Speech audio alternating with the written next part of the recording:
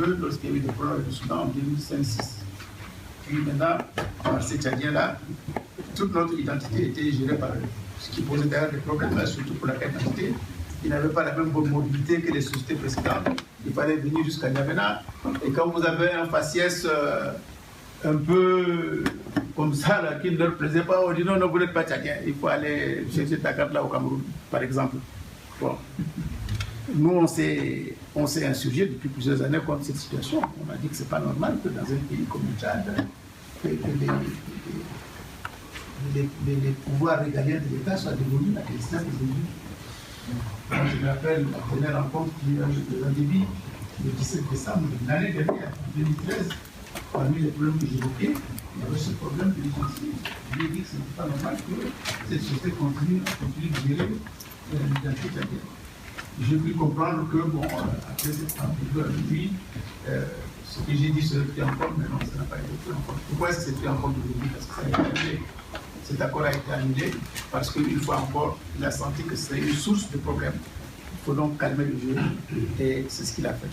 Donc pour le reste, par rapport au code pastoral, il est évident qu'une loi qui est votée, 15 jours après, est entrée en vigueur, même si, comme le disait l'Assemblée nationale, et la Législative dit que le texte n'a pas été envoyé au gouvernement, alors que toutes les activités qui ont été votées et entrées en vigueur, on ne la retire pas. Il y a toute une procédure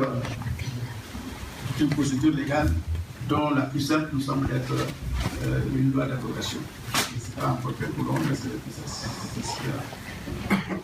Madame Gambay, voilà le genre d'intervention que moi je souhaite.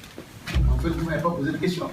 Vous avez fait de façon brillante l'éloge de la femme. Là aussi, je n'ai rien de nouveau à vous apprendre. La pénurie de pétrole, au final, a été quelque chose de savamment orchestré. Dès qu'on a annoncé, je crois que c'était en août, que l'usine, la raffinerie allait entrer en phase de maintenance, comme toutes les grandes industries, la pénurie s'est installée immédiatement. Comment est-ce que ça va arriver? Quand nous savons que les Chinois, même s'ils sont parfois un peu bandits, les Chinois, ce n'est quand même pas des enfants de cœur à qui on va apprendre les fondamentaux. Une usine comme celle-là, la raffinerie va aller en congé, mais on constitue un stock de sécurité pour qu'il n'y ait pas de pénurie dans le pays. Mais ils ont beau dire qu'ils ont constitué le stock de sécurité. La société régulatrice a beau dire qu'elle livre le carburant aux stations. Il n'y a pas de carburant. Il n'y a pas de carburant. On retrouve le carburant, c'est-à-dire au Cameroun, on le retrouve en Centrafrique. Mais je dis que ce n'est pas parti par pipeline, donc ça ne se voit pas. Il faut bien que ça traverse la frontière, même si c'est dans des bidons de 40 ou 50 litres dans les camions, ça se voit. Donc il y a une chaîne de solidarité pour voler, pour piller, qui a été mise en place au détriment des populations jusqu'à ce que l'usine ait repris récemment sa production normale pour que la pénurie prenne fin. Mais c'est une mafia qui existe au niveau supérieur de l'État. Quand le président, par démagogie, va visiter la raffinerie et dit, pour l'apprendre à certains qui n'étaient pas au courant, qu'il a mis 40 milliards à la disposition de la société pour que des cuves soient construites et que les 40 milliards ont disparu, il n'y a pas de cuves, vous voulez qu'on dise. Quand toi-même tu sors l'argent, tu dis que tu as fait l'argent pour faire ça, il n'y a pas d'argent, ce que tu as demandé n'est pas fait, ça veut dire quoi? Ça veut dire que toi-même tu es au courant? Non, il ne faut pas m'entraîner dans la vulgarité, mais ce qui se passe au Tchad est choquant. C'est choquant, et parfois il vaut mieux ne pas être au courant de ce qui se passe parce que c'est révoltant.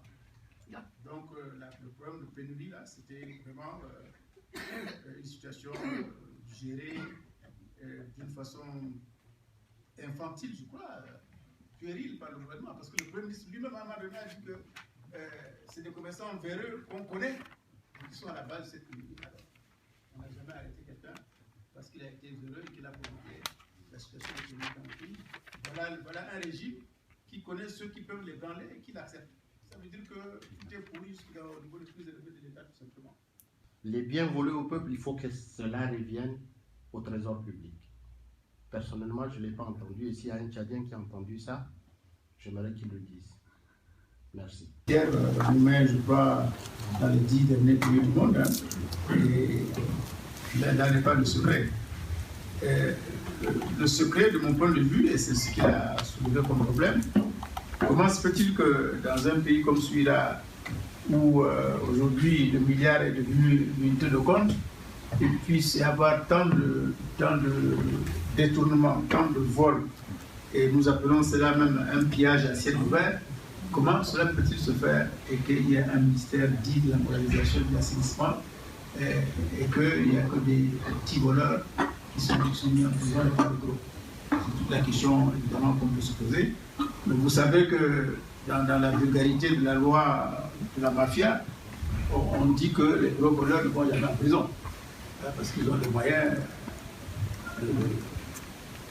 de parsemer tous les chemins de l'eau de billets de banque, et que celui qui va en prison, c'est celui qui n'a pas les moyens de corrompre les gens. Donc les gros voleurs, au Tchad, par corruption ou par protection du régime, ne sont pas arrêtés. Ça, c'est un constat que nous faisons. Est-ce que l'Assemblée nationale dénonce? Que fait-elle pour leur mettre la main dessus? Bien sûr qu'on les dénonce. Je vous ai dit tout à l'heure, je vous ai décrit les séances de l'Assemblée nationale. Malgré notre nombre réduit, les 32 députés que nous sommes ne sont pas toujours présents à toutes les séances. Parce qu'on est pris par d'autres activités. Même si on est 15, même si on est moins de 15, et qu'il y a des débats importants, je peux vous assurer que nous nous faisons entendre. Mais en dehors de se faire entendre, nous n'avons pas la possibilité, au-delà de la voix qui peut porter, de faire voter quoi que ce soit à l'Assemblée nationale en dehors de ce que le parti au pouvoir nous impose. Ça, c'est la réalité du vote et de la gestion de l'Assemblée nationale. C'est la majorité qui fait ce qu'elle veut, la majorité qui fait passer les lois qu'elle veut, et nous, on est soumis à cela. Donc, il y a, malgré notre qualité, que j'ai salué tout à l'heure, il y a des limites de ce que nous pouvons faire qui sont dans le problème de la majorité, qui nous déporte largement. Et tout chef d'opposition que je suis, je n'ai pas un pouvoir supplémentaire. Moi, je le suis de par les textes, tout simplement, parce que la loi dit que c'est le parti qui a le plus de députés, dont le parti est, dont le président est le chef d'opposition. Ça ne veut pas dire qu'on a une prérogative quelconque ou supplémentaire avec ce titre dont je dis d'ailleurs que c'est un titre pompeux, qui n'apporte absolument rien de plus à l'opposition, puisque le président Déby, qui a signé le décret d'application accordant ce qu'il peut appeler avantages qui n'en sont pas réellement, n'a même pas mis en œuvre son propre décret. Donc, c'est vraiment du bidon. Il faut tout simplement être satisfait moralement du fait qu'il y a au moins une loi sur le statut de l'opposition qui est partiellement appliquée dans la mesure où le chef de l'opposition en est issu, mais que, de la même façon, vous avez quand même des gens qui se réclament de l'opposition et qui en réalité ne sont pas tellement de l'opposition et qui sont dans l'opposition. Ça aussi, ça fait un peu partie de nos réalités tchadiennes.